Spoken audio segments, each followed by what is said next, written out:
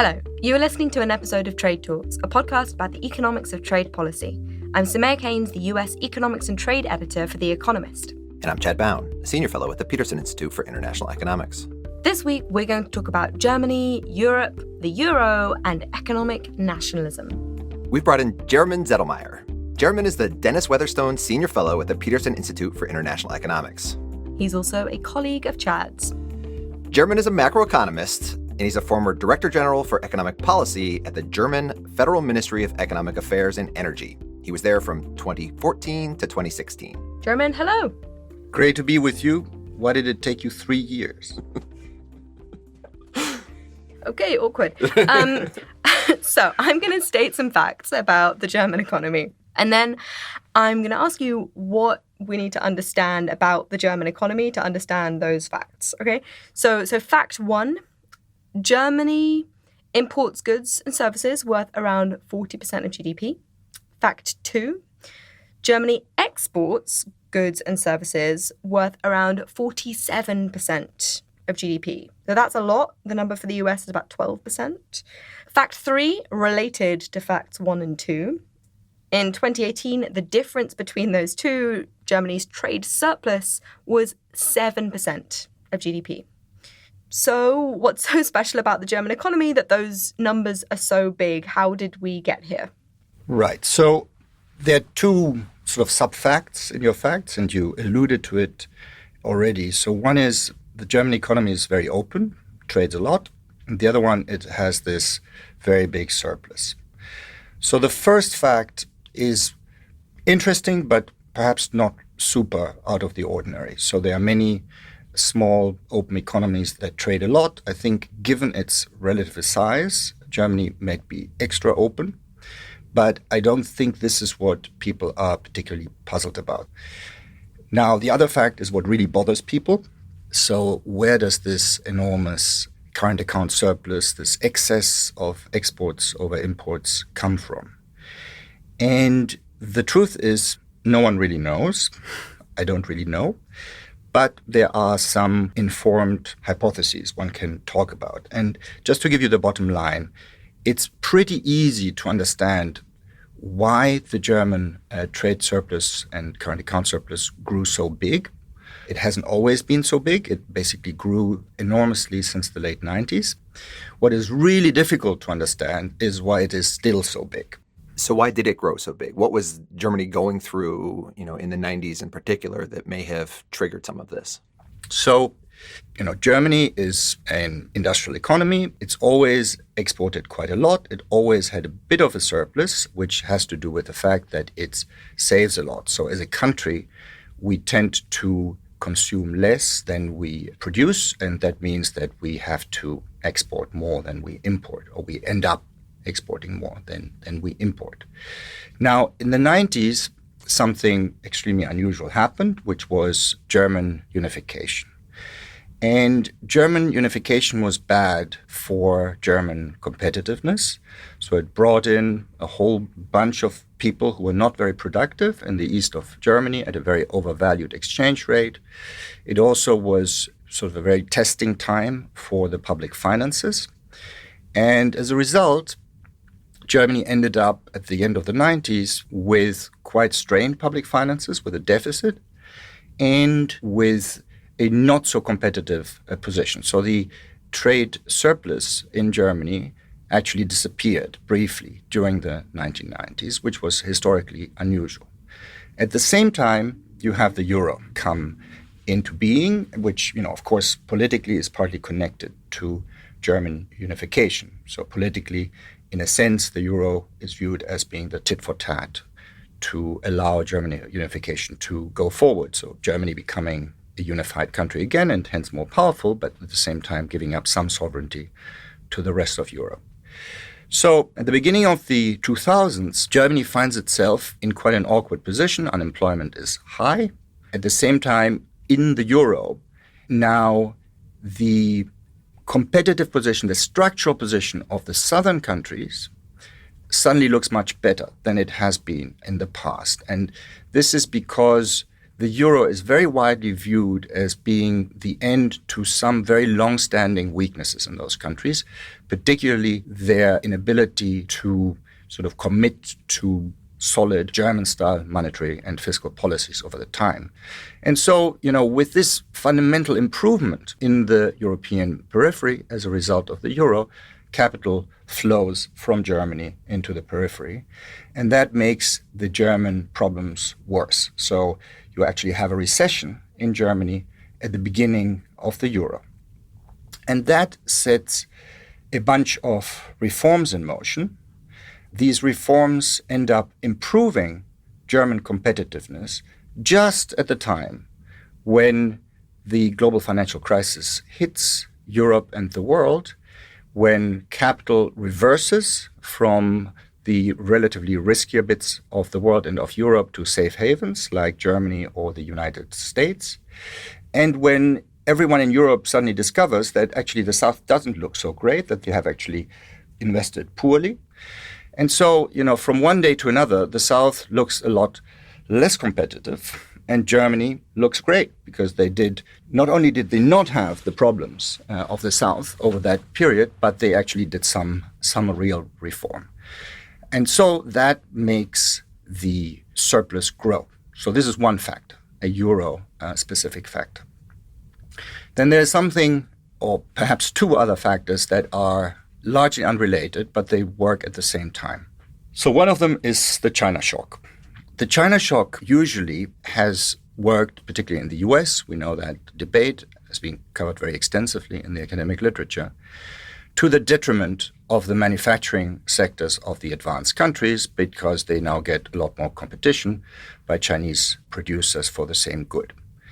Now, some of that effect also was true for Germany, but in the German case, another effect also was very strong, which is that China did not just compete with Germany in export markets for manufactured goods, but China also needed lots of German manufactured goods to build their factories in the first place that would make them competitive vis-a-vis countries like the US or Germany itself. And so by sheer luck, if you like, or historical tradition, Germany was very strong, very competitive in a segment of the manufacturing sector, which China really needed and could not produce itself at the time. So that's basically the second factor, extra demand for German exports driven by countries such as China.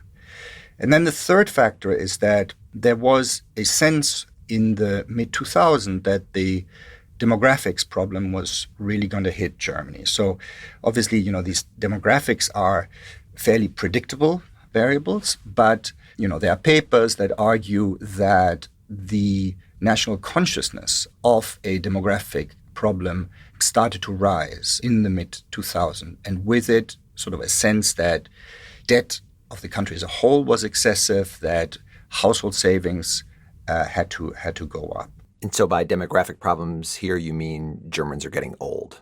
That's right. Germans are getting old.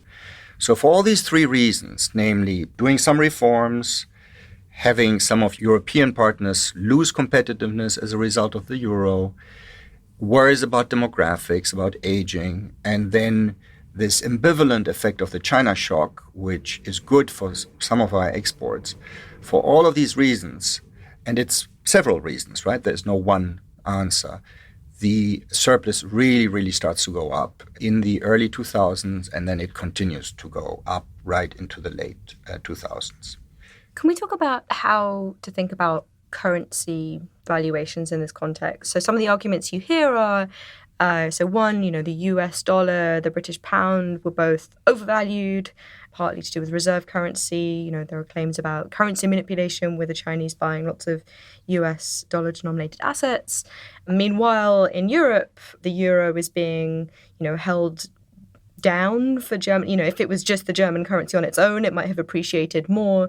And so because Germany is in this currency union with a bunch of other less competitive countries, its currency doesn't appreciate as much as it should, and that kind of gives it this little kick that the others don't have.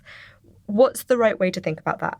So, as I said, the puzzle is why did the surplus not reverse at a time when capital started flowing back to Germany from the South when they had realized there was a demographic issue, but that wasn't going to keep driving up the surplus.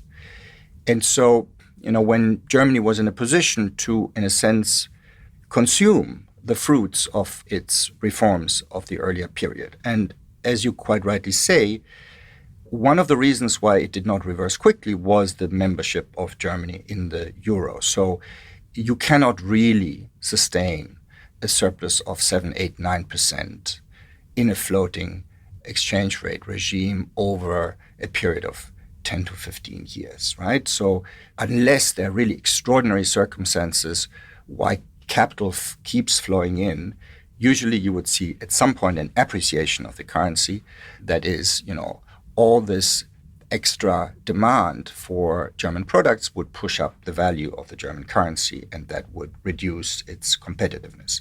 Now, that effect, by design, wasn't there.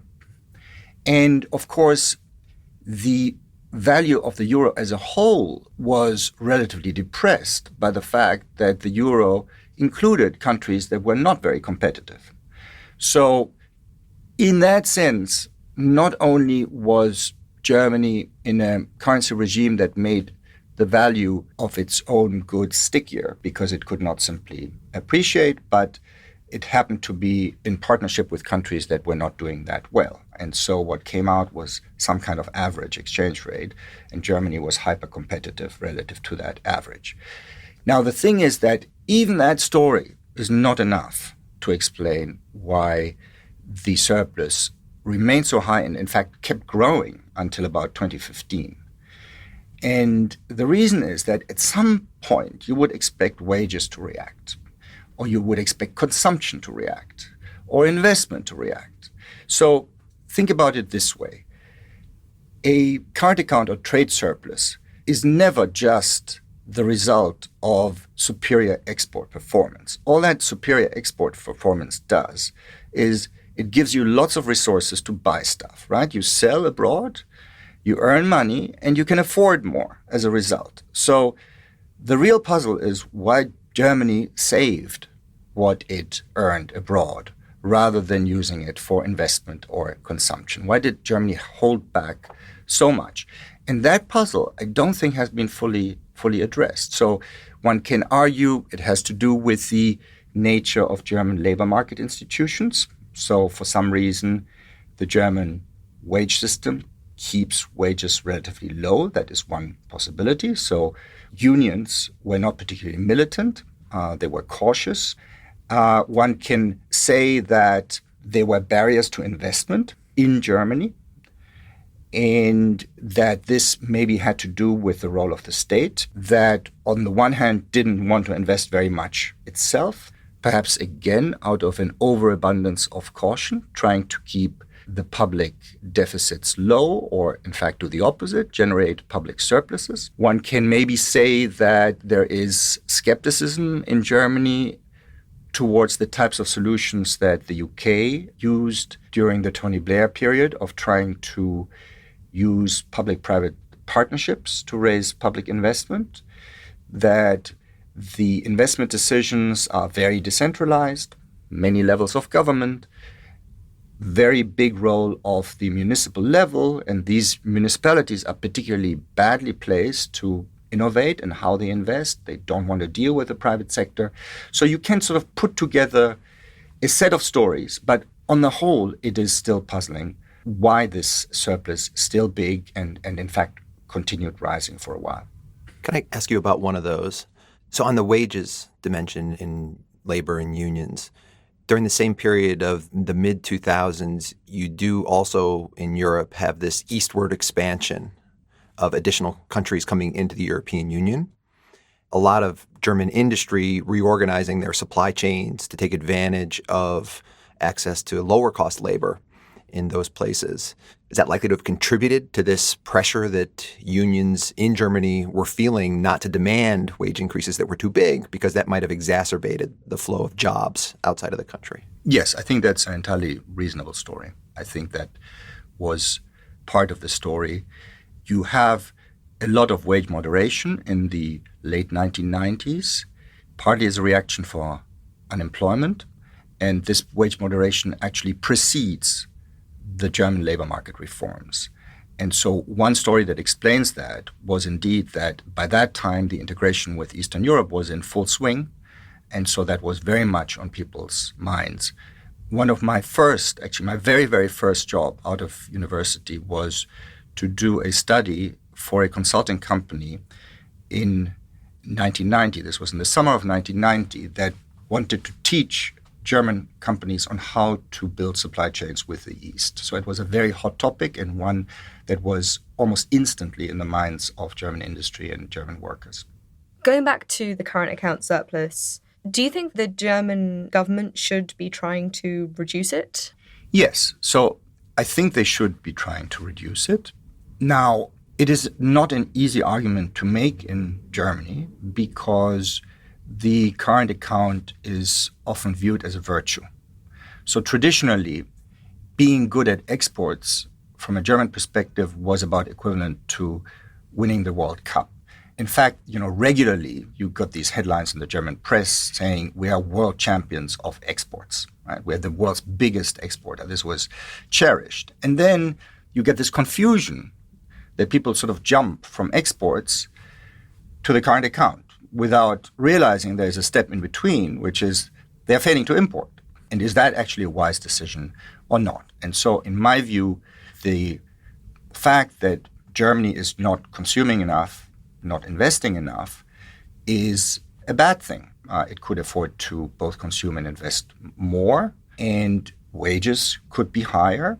There are disparities in Germany, social problems in Germany, and there is a big shortage of public investment and private investment in Germany. So for all these reasons, I think that the current account should be reduced through higher investment. Now, the question is how you do that. And so this was a question that I was actually tasked with when I was working for the German government. So there was a recognition as of roughly 2013 that certainly investment in Germany was too low. For political reasons and maybe for reasons of national pride, it was usually not put in terms of our current account surplus is too high. Germans saying that would expose themselves to accusations that they're doing something that targets the current account. And of course, this is what the Germans have always rejected. So the German standard answer to criticism of the current account has always been that, the current account may be big, but there's nothing we are doing policy-wise that makes it so big. It just happens to come out of the market system. And as a result, we are not responsible. This said, the current account surplus reflects this underinvestment, and the government could do a lot to improve that. So let's go to President Donald Trump now. Given the concerns about Germany's current account surplus, it sounds like there could be an intelligent criticism of German policy that the president could be making. I don't think he's making it, but what would that intelligent criticism be? What would the tweet say? That's probably the hardest question you have asked so far. Maybe let me first say that there is a very interesting analogy between the traditional German pride in its exports and President Trump's criticism of Germany. Both fundamentally economic nationalist positions, and both really confuse the economics of what's going on. So, if Germans are proud to be the export champions and view the current account surplus as a sign of national virility, strength, they do it because they think that it is the objective of economic policy to grab as big a share of international export markets as possible. And that's exactly the same that President Trump assumes. So they have completely the same mentality. And of course, that's not how we think about it as economists. That is a firm view, a corporate analogy, which is not good for countries because as a country, what you want to do is have as big and diverse a consumption basket as possible. So yes, you want to export, you want to produce to raise the resources that enable you to consume. But ultimately, that does not translate into a surplus. Of course, the German view is that the reason why Germany is so successful at exporting is because of its virtues, of its discipline. It makes very good cars, spends a lot of research funds in the car industry. It is hardworking. It saves a lot. And all of these fundamentally good attributes. And so, the German attitude is, why don't you do as we do? And you'll get the same results, which of course is not true because not everyone can have a surplus. But the potential downside is that someone might have the idea, well, actually, the reason why you have this big surplus and you do so well in export markets is not because you have these fantastically better technology or harder working staff or bigger discipline in consumption, but you're actually cheating in some way, right? And that is the line that President Trump has taken. And so on that one, I don't think he's right. So it is indeed difficult to accuse the Germans of very much except complacency, except for the fact that they are not really convinced this is a problem that they should really be doing something about. It is very hard to accuse the Germans of having willfully contributed to this problem other than by staying in the euro. So, back to your question, I think that short of appealing to Germany to exit the euro, which Trump could do, it would not be a very constructive tweet, but it would be a logically defensible tweet. Indeed, George Soros, who Trump loves, of course, has appealed to Germany to do that a few years ago.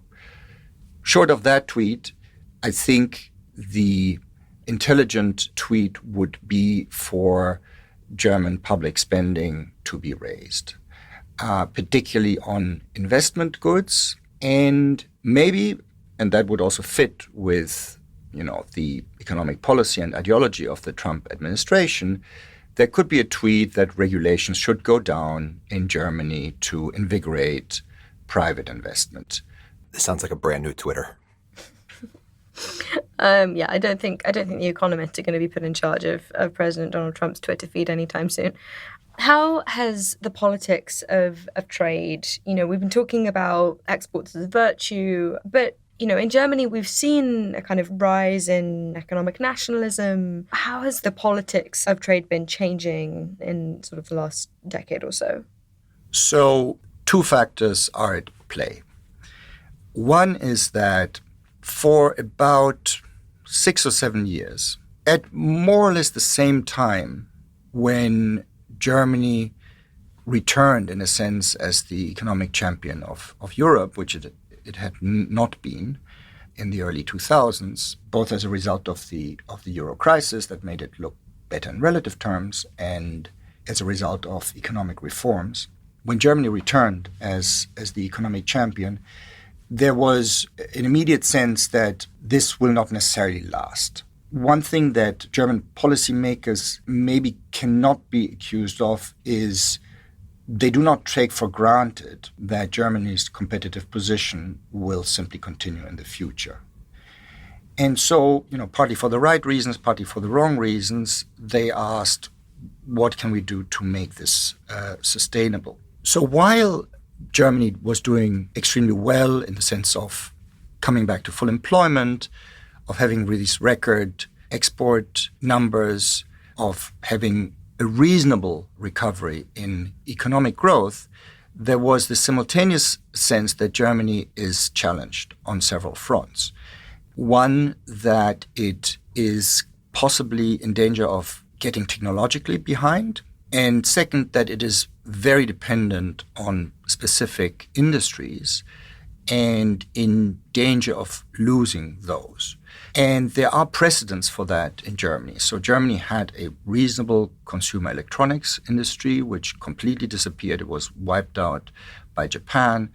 Germany tried to produce computers, and that didn't work. There was a company called Nixdorf at some point that was integrated into Siemens, and it never really took off. And so the panic by German policymakers is that this might at some point happen to the few areas in which Germany, in their view, is still kind of the international champion. So that would be machine tools, other types of investment goods, the car industry, maybe the optical industry. And then there's the sense, or maybe there's nothing left at that point. So that is one factor. And by the way, what really contributed to this sense is that Germany was behind in battery cell production and in sort of moving its car industry towards electric vehicles. So Tesla was viewed as a threat, probably still is, because it is the first American car in a German perspective, maybe with the exception of the Corvette, that you cannot dismiss as being kind of second-rate, poorly manufactured, and looking ugly, right? So Tesla looks great, drives great, and it's way ahead. Sorry, I'm just gonna stop you because Chad is quietly having hysterics over there in the corner. Has Jeromin has he just deeply? Everything you said is just about right. Okay. So the emergence of Tesla cut off the German anti-Americanism when it comes to cars at the knees, right? So you couldn't really argue with Tesla. So you have this sort of sense of insecurity. The Americans are finally starting to learn how to build proper cars. At the same time, China is catching up super fast. And we don't really have industries that are, in a sense, ahead of everyone else. I mean, we have our fairly traditional industries. We never really got into IT in a big way, except for one or two software companies. We don't have a search engine. Platforms are completely dominated by the US. So there's sort of this general sense of growing panic almost that what we are witnessing right now is sort of the last moment of industrial prowess before it will disappear forever, and then we will become an agrarian economy or something like that, or maybe a tourist destination, except our weather is not as nice as in the south of Europe. So there's this sense. And then the second factor that contributed to this, what I've called return of economic nationalism in Germany, is the liberating effect of President Trump and his trade wars on what is now fair game, apparently, in terms of the types of tools that you're allowed to publicly entertain when it comes to defending yourself on all these things. So President Trump is so far away from what the consensus was, both in economics and in politics, of how you develop economically, how you protect your industrial base, that there's lots of room to entertain more risky ideas, less conventional ideas, without going all the way to the Trumpian approach, which is, extremely aggressive, tariffs-oriented, and so forth. And this is the room in which the German economy minister, Peter Altmaier, really went with great energy in a paper that was published in February, where he normally still checks all the boxes of pro-trade, pro-multilateralism, but at the same time, he really argues for a very aggressive industrial policy, for FDI protectionism, for a big involvement of the state in doing all these things with a Trumpian logic. And the logic is we got to defend our share in export markets, and we need to make sure that those manufacturing jobs do not disappear to other countries. The astonishing thing about this document is that it basically treats the challenges from the United States and from China, even Japan, as symmetrical. So Germany and Europe are there, and they have to defend themselves towards both sides. And I think that it is Trump that made the symmetry possible. Is there any positive outcome to this economic nationalism, or is it all just something to worry about? The positive outcome is that it has reignited the debate about industrial policy. So it has reduced the taboo subject, and there is some value to free thinking in that area. So I think there is a case to be made that the state and manufacturing can work together more creatively, and one should think about state intervention in the economy in a more constructive way. The problem really, it's going in the wrong direction, which effectively it is a form of protectionism. But there's no way this might be channeled into addressing some of the public investment problems and some of the things that are contributing to the underlying, current account imbalances? It could. At this point, that was not the number one or even the number 3 or number 4 policy conclusion that came out of that paper. So rather the opposite happened, which is that it distracted from the need for much higher public investment. There is also a sense that there is a political trade-off between the risks you can take in arguing for more direct state intervention in the economy via industrial policy and the political risks that you can take through increases in public spending and bigger public sector deficits. And of course, in my view, it is much more worth pushing on the macroeconomic inhibitions of the Germans in really rethinking the fiscal rules, for example, in a way that would enable higher public investment spending than having this debate about industrial policy and even competition policy as a way of solving our problems. Jeromin, thank you very much. Thank you so much. That is all for Trade Talks. A huge thank you to Jeromin Zettelmeyer, the Dennis Weatherstone Senior Fellow at the Peterson Institute for International Economics. Jeromin has also been doing a lot of economic research on this question of economic nationalism, and we'll be sure to post it at our website. That's www.tradetalkspodcast.com. Thank you also to Colin Warren, who handles our audio. Do follow us on Twitter. I'm at Samaya Keynes. And I'm at Chad Bown. And we're on @trade__talks. That's not 1 but 2 underscores, @trade__talks. Because when it comes to underscores, 3 would be better than 2. No, that was lame. It was a good try, though, Once you out can of the back spur it of the up, moment. what's your argument for 3? There are 3 in the room. There's Chad, there's That'll Sumaya, and the guest. Fine. Thanks, Jeromin.